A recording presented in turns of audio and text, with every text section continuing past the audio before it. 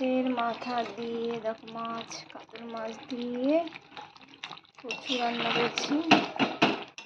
কচু দিয়ে খুব টেস্টি হয় মাছের যে কোনো তরকারি। ইলিশ মাছ, কাতল মাছ, আমি সে কাতল মাছ করেছি। আর এটা হচ্ছে মাছের মাথাটা।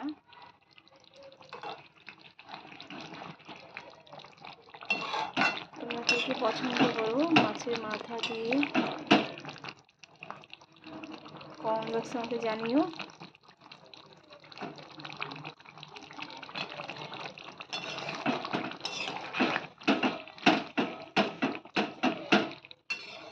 তো আমার মাছের পাতে রান্না হয়ে গেছে কচু দিয়ে, আলু কচু দিয়ে। তো এখন আমি নামিয়ে দেবো।